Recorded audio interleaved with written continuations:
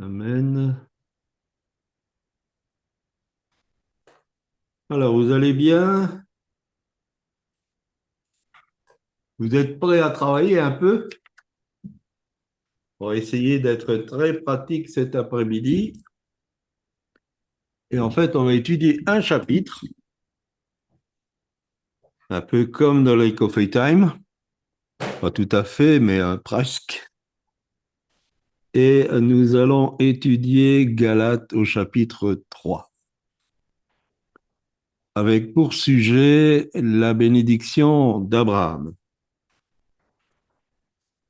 Alors, on peut faire d'abord essayer de vous mettre sur Galates chapitre 3 et on va faire quelques considérations premières à qui est écrit la lettre. Je vous écoute et je note. Si vous n'avez pas la moyenne, vous ne pourrez pas revenir la semaine prochaine. Alors, à qui est écrit la lettre que je viens de citer? C'est la lettre à qui?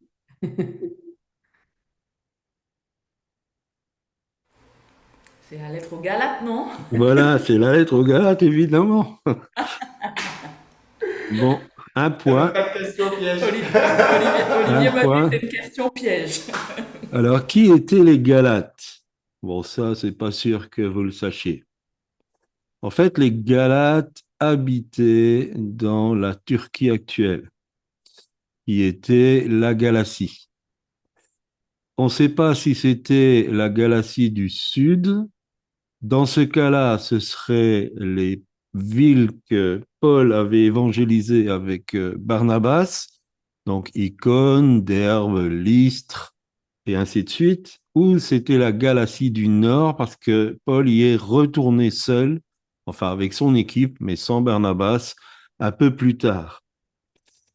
Les Galates, ça va nous faire plaisir, c'était des Gaulois. Et en fait, Galate, c'est la contracture de gallo-grec. Et ces Gaulois étaient venus des bords de la mer Atlantique pour s'installer là, et ils s'étaient installés avec les Grecs. C'étaient des êtres sympathiques, accueillants, chaleureux, hospitaliers, mais comme ceux d'aujourd'hui, ils étaient acariâtres, insoumis, et au niveau du gouvernement, ils posaient des problèmes. Donc, c'était des râleurs déjà à l'époque. Et en fait, pour eux, la patrie passait largement derrière la famille. Donc, voilà un peu nos Galates. Et qui a écrit la lettre? C'est quasi aussi simple.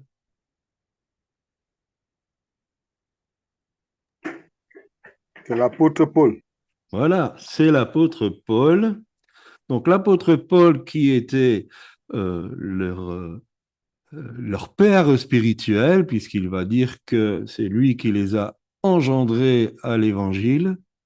Et ce qui nous intéresse, pourquoi leur écrit-il?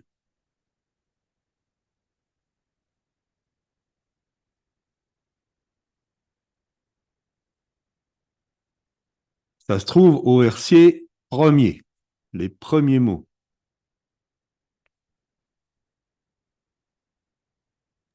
Parce qu'ils sont dépourvus de sens. Oui, voilà. Ô Galates insensés, qui vous a ensorcelé? C'est, disons, le verset clé du pourquoi de cette lettre. Qu'est-ce qui se passe? Eh bien, les Galates commencent à dévier.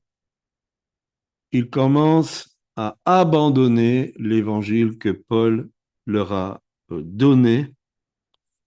Et donc, ils se sentent l'obligation, en tant que père spirituel, de réagir et rapidement. Galate est probablement la première épître de Paul.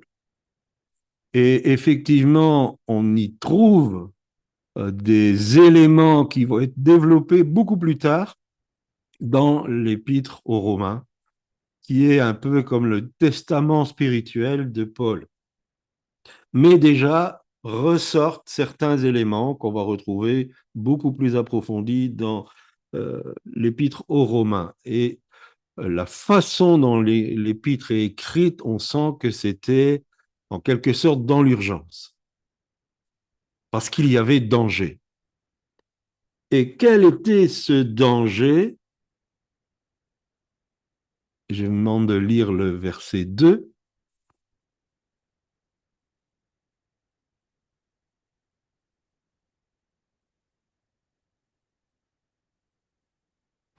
Verset Verset 2. 2. Oui, Oui, je peux. Voici seulement ce que je veux apprendre de vous. Est-ce par les œuvres de la loi que vous avez reçu l'Esprit ou par la prédication de la foi? voilà.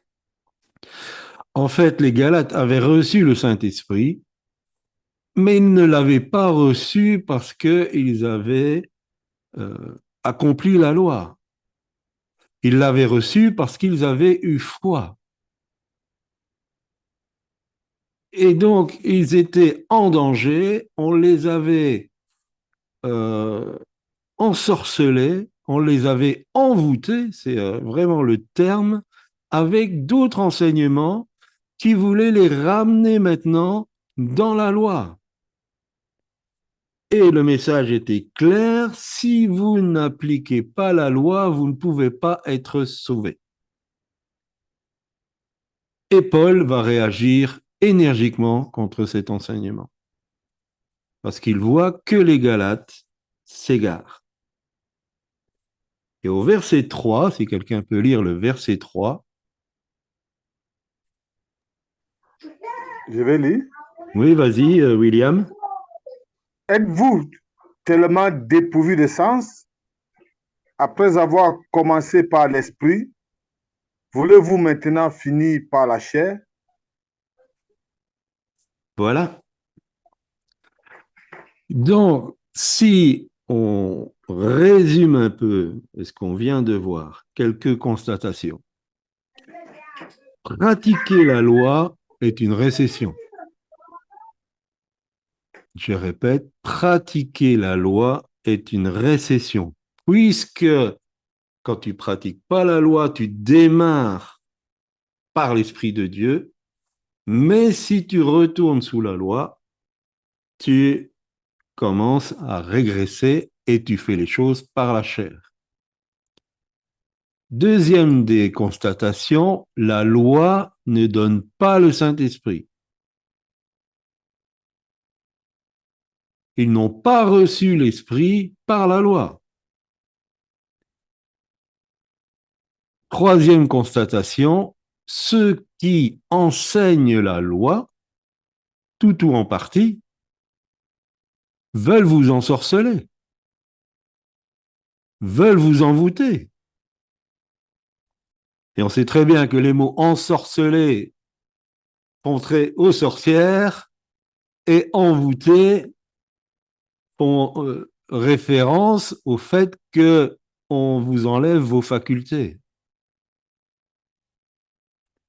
Et Paul, enfin, dit, si on se laisse aller comme ça, on est un insensé. Donc, la première constatation que j'aimerais qu'on tire, c'est que tous ceux qui enseignent la loi veulent enlever les bénéfices de l'évangile auquel vous avez cru par la foi. C'est la seule motivation. Et aujourd'hui, il y a un vrai combat entre ceux qui veulent garder la liberté de l'évangile et ceux qui veulent imposer des lois. Alors certains tombent dans une sorte d'idolâtrie. On conseille de revenir au sabbat, de revenir à certaines pratiques de l'ancienne alliance. D'autres euh, veulent qu'on applique des principes de la loi, mais tout ça, finalement, va vous enlever les bénéfices de l'évangile auquel vous avez cru par la foi. Ça va même vous enlever le bénéfice de l'esprit que vous avez reçu. Alors, pour en venir à la bénédiction d'Abraham, de ce fait, beaucoup d'enfants de Dieu vivent sous une malédiction. Beaucoup d'enfants de Dieu vivent sous une malédiction. Parce que la bénédiction d'Abraham ne s'obtient que par la foi. Le verset 11, si quelqu'un veut lire le verset 11.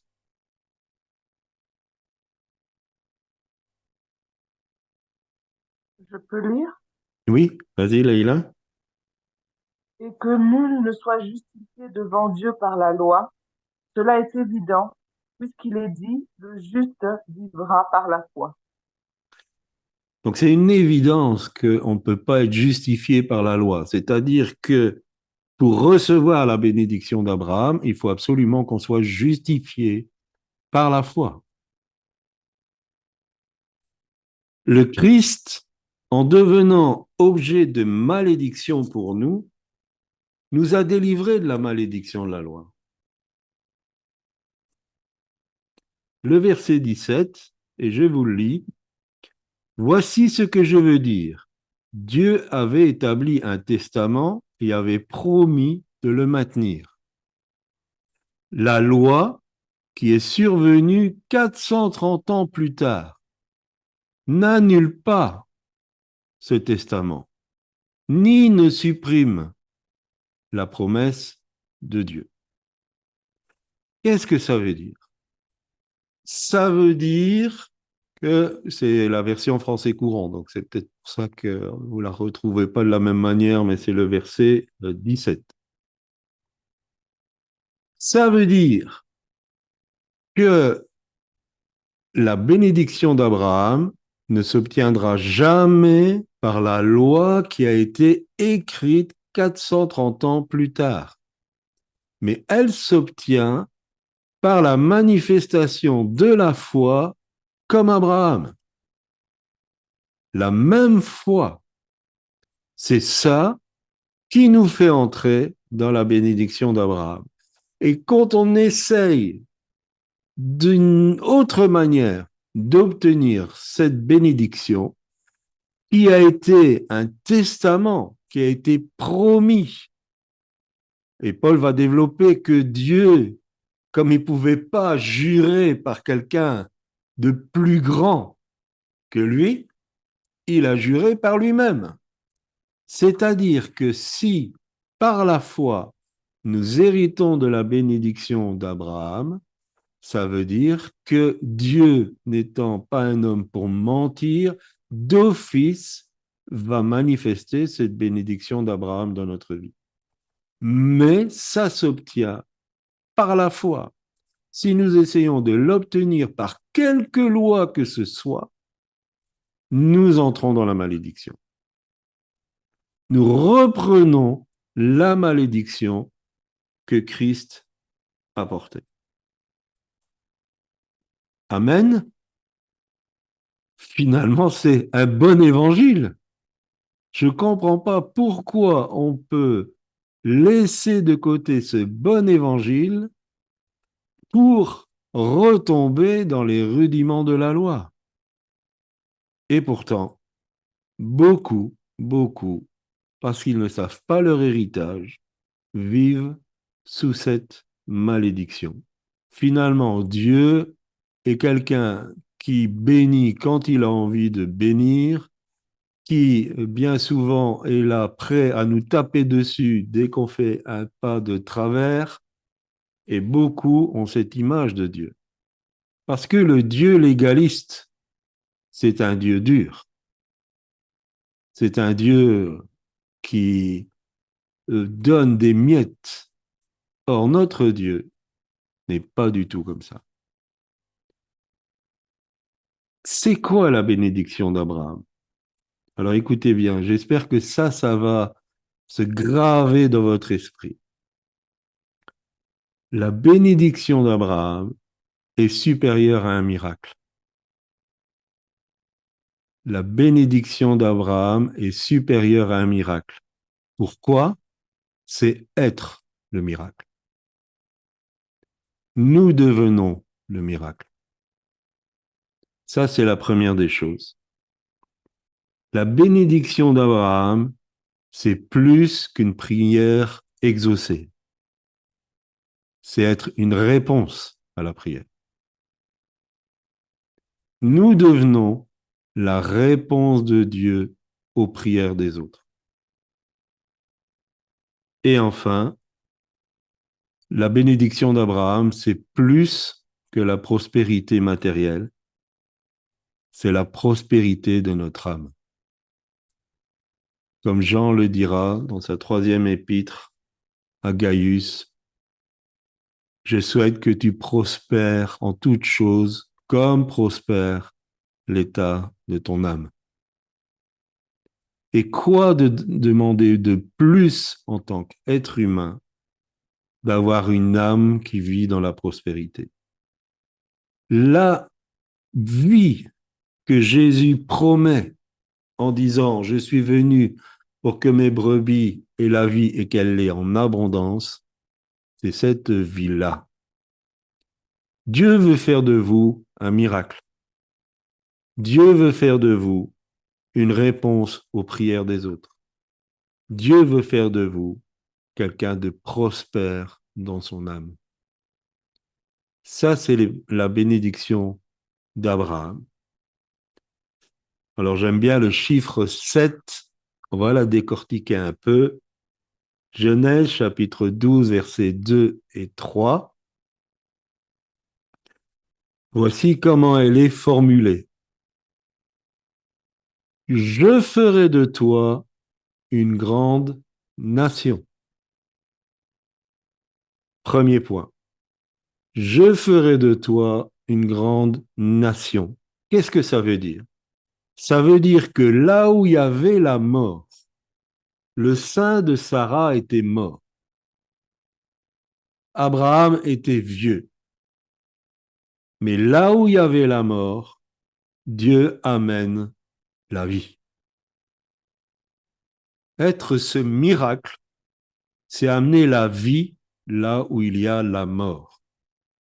Et on ne parle pas seulement de la mort physique, mais on parle de tout ce qui est mort chez l'être humain, que ça soit ses espérances, que ça soit ses rêves, que ça soit sa destinée, que ça soit la maladie qui a tué certaines facultés. Nous sommes, si nous sommes porteurs de la bénédiction d'Abraham, ceux qui vont amener la vie là où c'est mort. Deuxième des choses, je te bénirai. Je te bénirai. J'aimerais que vous puissiez comprendre qu'en tant qu'enfant de Dieu, vous êtes bénis. Dieu vous a béni de toute bénédiction spirituelle. Comme héritier, co-héritier de Christ, vous avez tout. L'évangile que vous avez cru par la foi vous donne tout. Mais bien souvent, nous n'allons pas chercher. Bien souvent, nous n'allons pas demander. Bien souvent, parce que nous avons des images déformées, parce que notre intelligence, elle n'est pas transformée, nous n'allons pas chercher cette bénédiction.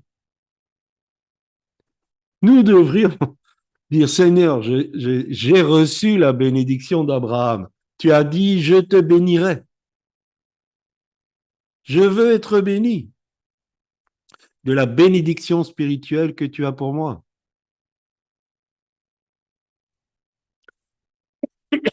Excusez-moi. Je rendrai ton nom grand. Qu'est-ce que ça veut dire? D'abord, Abraham Il est né environ 2000 ans avant Jésus-Christ et on en parle encore. Si ça, c'est pas un signe de grandeur, je ne sais pas. Je rendrai ton nom grand. Ça veut dire que vous aurez de l'influence. Vous allez influencer votre univers. Vous allez influencer la société où vous êtes. Vous allez influencer votre famille, votre nation. Votre nom sera grand. Vous allez influencer dans le monde spirituel, au point que les mauvais esprits vont dire, je sais qui est, mais toi, je ne te connais pas. Comme ils ont dit de Paul, excusez-moi, je vais aller me chercher un peu d'eau, j'arrive.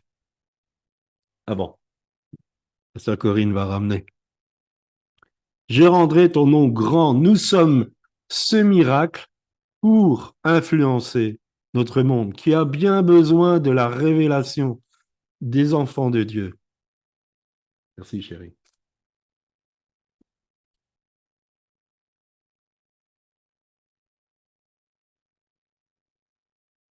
Et ça poursuit, quatrième point, tu seras une source de bénédiction.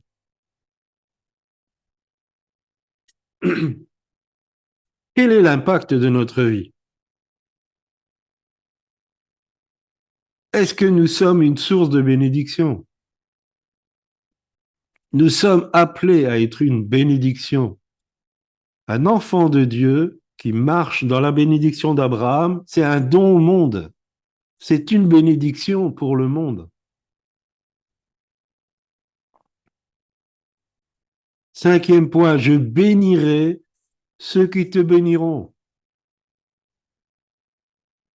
Dieu va bénir ceux qui vous font du bien. Dieu va les récompenser. Jésus lui-même a dit, si quelqu'un donne un verre d'eau à ces petits qui croient en moi, il recevra sa récompense. Si vous recevez un prophète envoyé par moi comme un prophète, vous aurez une récompense de prophète. Et je peux vous garantir que les récompenses de prophètes seront grandes. Je bénirai ceux qui te béniront. J'aimerais dire que tous ceux qui vous feront du bien, tous ceux qui vous aideront dans votre tâche, tous ceux qui vous soutiendront dans la prière ou peut-être même financièrement seront bénis. Parce qu'ils ils vous auront bénis, ils recevront de cette bénédiction. Sixième, je maudirai ceux qui te maudiront. Nous n'avons pas à nous occuper de nos ennemis. Nous n'avons pas à nous venger. Nous n'avons pas à prendre des décisions pour essayer de nous battre. Dieu s'occupe de ceux qui nous maudissent. En son temps, il va régler les comptes. Je maudirai ceux qui te maudiront. Et enfin, toutes les familles de la terre seront bénies en toi. Toutes les familles de la terre seront bénies en toi. Tous ceux qui ont accepté l'évangile par la foi sont de ces familles qui sont bénies dans la bénédiction d'Abraham. Vous avez droit à la bénédiction d'Abraham. Elle est pour vous. Elle est pour vous. Parce que Dieu l'a juré par lui-même. Elle est pour vous. C'est un testament que la loi n'a pas annulé. Et la loi avait son sens, mais son sens est perdu parce que quelque chose de meilleur est venu. Une nouvelle loi, la loi de la liberté en Dieu. Parce que Christ a tout accompli. C'est son œuvre. La malédiction de la loi est tombée sur lui. Il l'a portée sur le bois. Parce qu'il est écrit, maudit à celui qui est cloué au bois.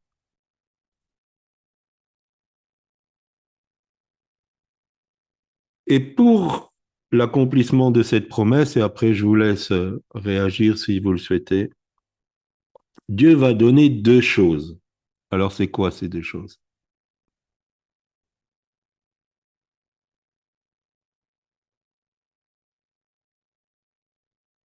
À Abraham. Il va donner deux choses.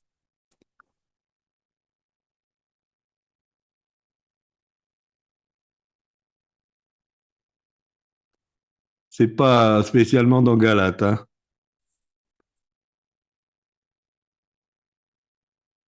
Alors,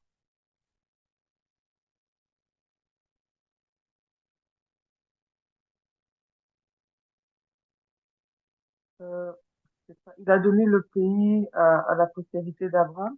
voilà. Il a donné un pays, même si Abraham n'y a pas habité physiquement lui-même, enfin du moins du temps de son humanité. Donc, Dieu a donné un pays. Et quoi d'autre? Un sacrifice, enfin, Non. non, Et justement, qu'est-ce qu'il a dû sacrifier? un bélier. Oui, mais Non, avant, son fils.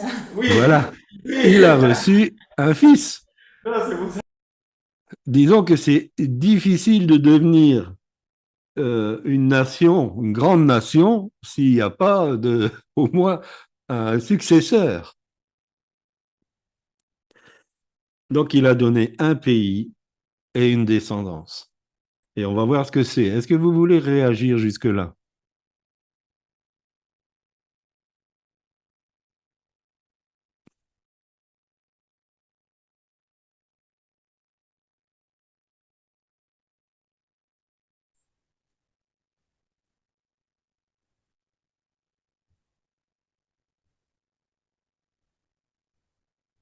Est-ce que ça vous fait du bien?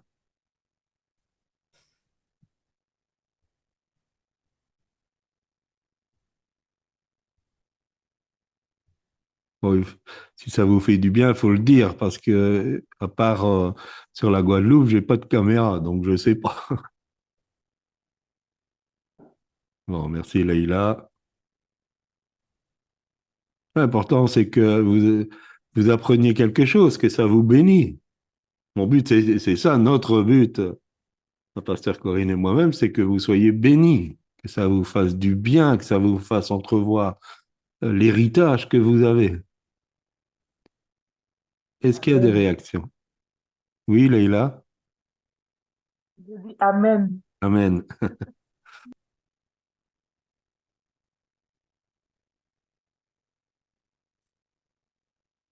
Alors, c'est quoi le pays et la descendance? En tant qu'enfant de Dieu, Dieu vous donne un territoire, selon votre capacité.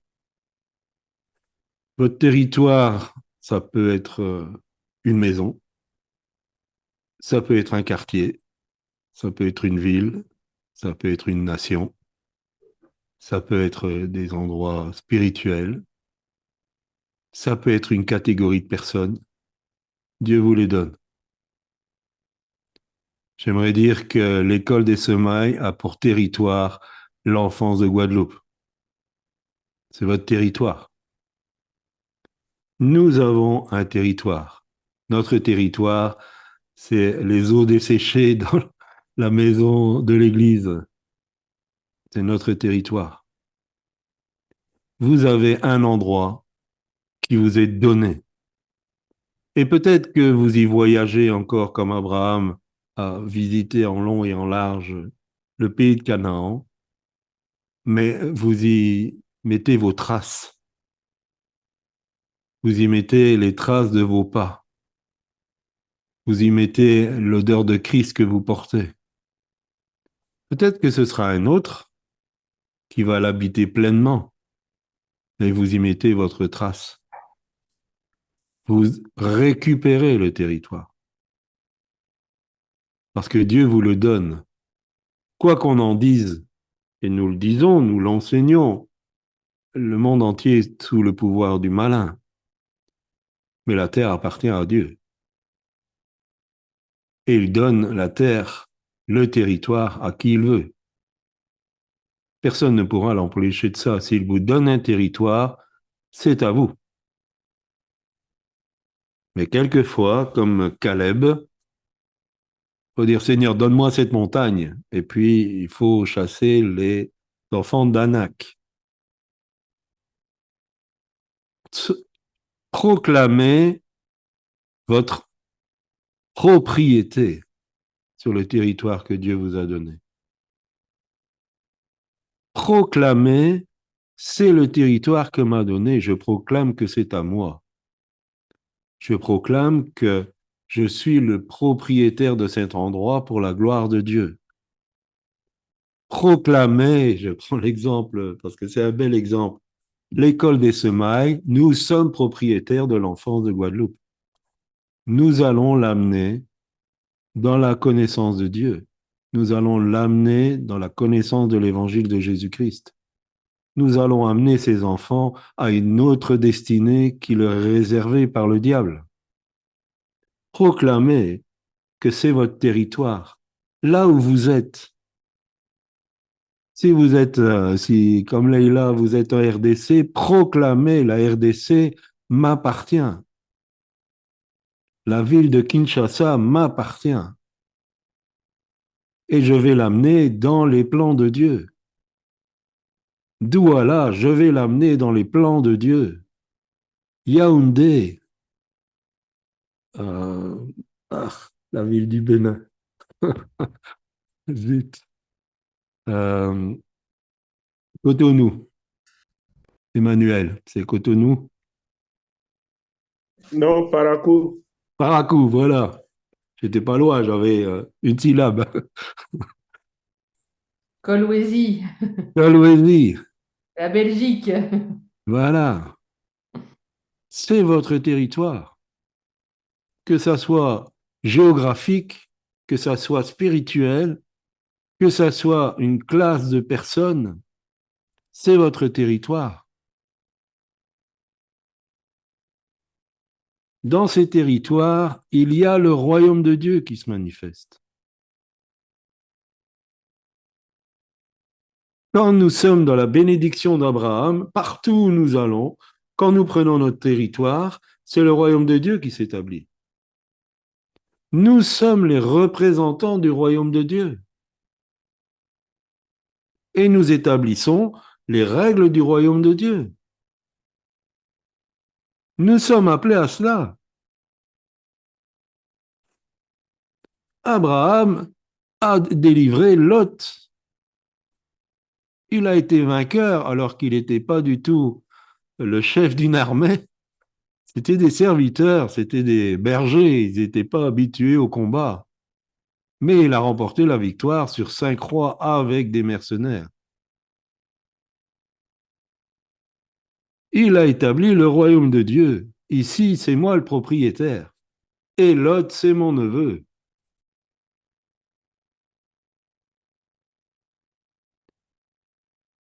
Prenons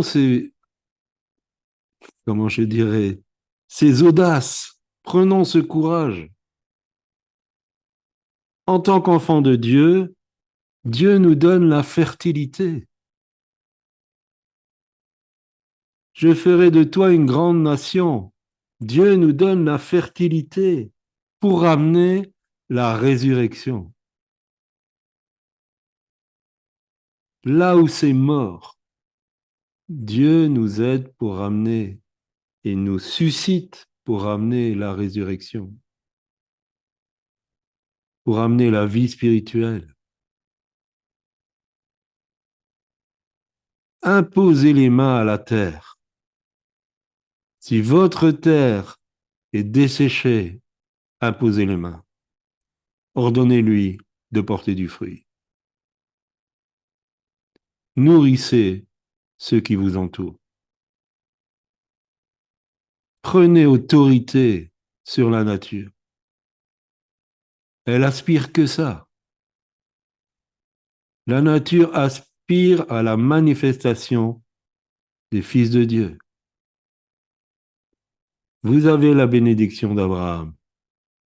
Commencez à vivre le miracle parce que vous êtes le miracle. Parce que vous êtes la réponse aux prières.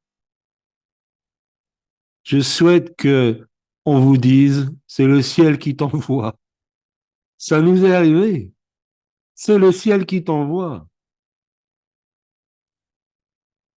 Plusieurs fois dans notre service pour Dieu, les gens ont dit, vous êtes une réponse à ma prière. Certaines personnes sont en train de prier et puis vous avez une révélation. Vous êtes la réponse à cette prière. Alors bien sûr, la réponse vient de Dieu, mais vous me comprenez. Vous êtes le canal par qui Dieu va répondre à cette personne. Comprenons notre destinée. Nous ne sommes pas là pour nous débattre, à essayer de respecter une loi que personne n'a su respecter. Nous sommes là pour saisir pleinement quel est notre statut, parce que nous avons cru par la foi, parce que nous avons reçu le Saint-Esprit comme une garantie. Vous avez une marque. Je ne sais pas spirituellement si elle est sur le front, mais vous avez une marque. Fils d'Abraham, fille d'Abraham. Ça ne se voit peut-être pas dans le miroir, mais elle est bien là. Vivons ce qu'Abraham a vécu. Lui qui va se tenir devant Dieu, qui va intercéder devant Dieu. Lui qui va remporter des victoires alors qu'il n'était pas guerrier. Lui qui va prospérer à tout niveau. Lui qui va avoir un fils dans sa vieillesse, qui donnera naissance à une grande nation et à plusieurs nations. Je vais conclure, je ne suis pas très long cet après-midi, mais pas besoin de non plus peut-être dire trop. Essayez de retenir ça. La bénédiction d'Abraham est supérieure à un miracle. Vous êtes le miracle. La bénédiction d'Abraham est plus qu'une prière exaucée, c'est une réponse à la prière. La bénédiction d'Abraham, c'est plus que la prospérité matérielle, c'est la prospérité de l'âme. Et nous lisons dans notre Galates 3, les versets 26 à 29. Car vous êtes, et je pense que c'est encore dans la version français courant, car vous êtes tous enfants de Dieu par la foi, qui vous lie à Jésus-Christ. Vous tous, en effet, vous avez été unis au Christ dans le baptême, et vous avez ainsi revêtu la manière d'être du Christ. Il n'y a plus ni juif, ni païen, il n'y a plus ni esclave, ni citoyen libre, il n'y a plus ni homme, ni femme. En effet, vous êtes tous un, unis à Jésus-Christ. Si vous appartenez au Christ, vous êtes alors les descendants d'Abraham et vous recevez l'héritage que Dieu a promis. Si vous êtes en Christ, vous êtes les descendants d'Abraham et vous recevez l'héritage que Dieu a promis. Vous recevez la bénédiction d'Abraham. C'est votre droit, c'est votre lot. Et que le Seigneur bénisse sa parole et que nous puissions aller de l'avant avec l'accomplissement de cette promesse dans notre vie. Je rejoins ma petite chérie et nous aurons un temps de prière. Si Olivier, tu veux faire un chant en attendant?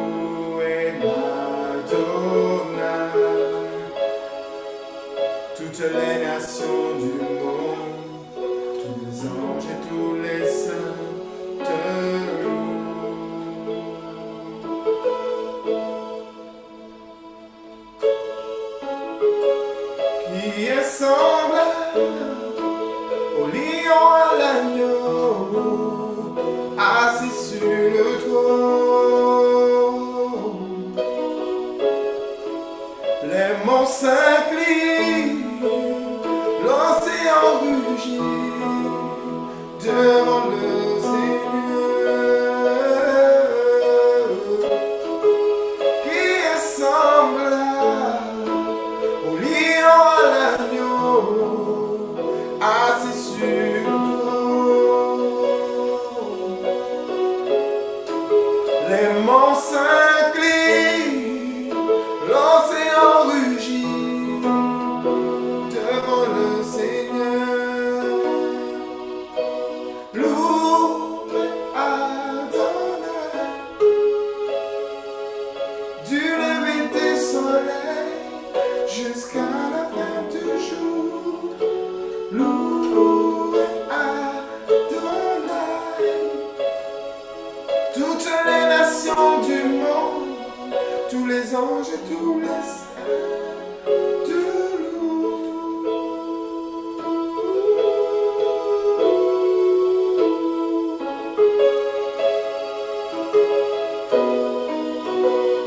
Te louent.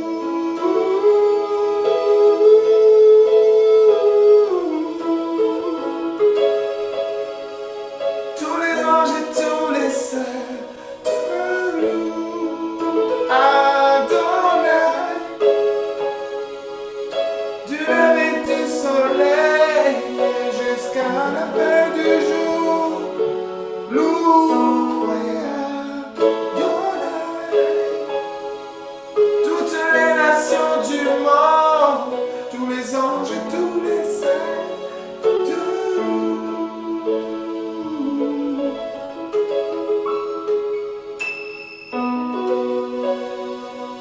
Tous les anges et tous les saints te louent.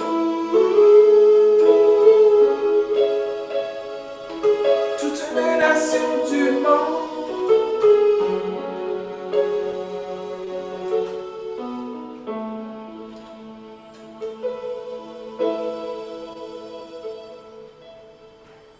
Amen, Seigneur. Merci, Seigneur. Et Seigneur, nous te louons, Seigneur. Nous louons Adonai, Seigneur.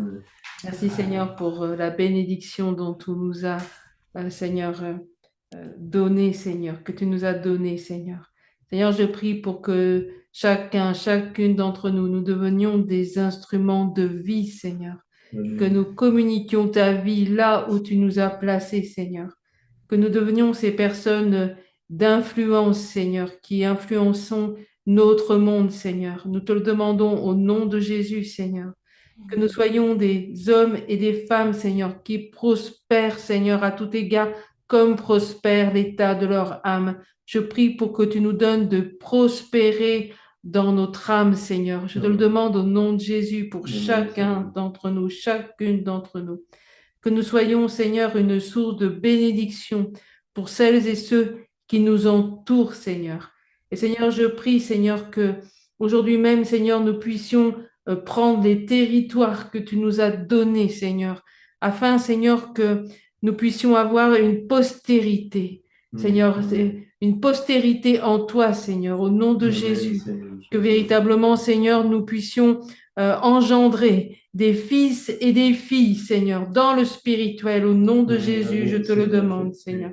Merci, Seigneur, de ce que tu agis au milieu de nous. Merci, Saint-Esprit, de ce que tu nous interpelles. Merci de ce que tu as accompli cette loi et que nous étions incapables, Seigneur, de faire quoi que ce soit, Seigneur, pour pouvoir mériter toutes ces choses.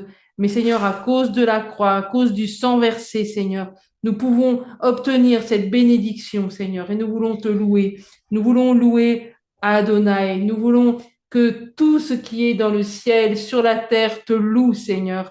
Oh, merci, Seigneur Jésus. Gloire à ton nom, Seigneur. Amen. Merci, Seigneur. Oui, Seigneur. Alléluia, Jésus. Si quelqu'un veut élever sa voix pour prier, sentez-vous libre. Merci, Seigneur Jésus. Alléluia, Jésus.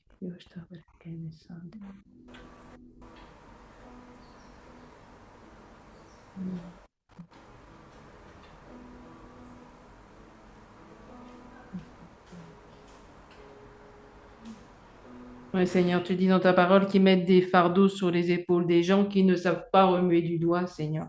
Je prie, Seigneur, qu'il n'en soit pas ainsi pour nous, Seigneur, pour chacun d'entre nous, et qu'au contraire, Seigneur, nous puissions lever ce jour maintenant de la loi, Seigneur, qui est posé sur tant d'enfants de Dieu. Je demande que les yeux s'ouvrent, Seigneur, que les entendements, Seigneur, que les intelligences se renouvellent, Amen, afin, Seigneur, que, Amen, amen, amen. Seigneur, ta croix, Seigneur, puisse véritablement être à l'action dans leur vie, ce que tu as accompli à la croix, Seigneur. Ça n'est pas pour que nous nous replacions, Seigneur, sous ces fausses doctrines. Je te le demande au nom de Jésus, pour chacun, chacune d'entre nous et pour tous ceux qui écouteront ce message au nom de Jésus. Oui, amen, Merci, Seigneur. Seigneur. Amen. Alléluia, Jésus. Amen. Gloire à toi, Seigneur. Merci, Seigneur, pour la croix. Merci pour ton sang versé, Seigneur. Oui, amen, Seigneur Jésus. Gloire à toi, Jésus.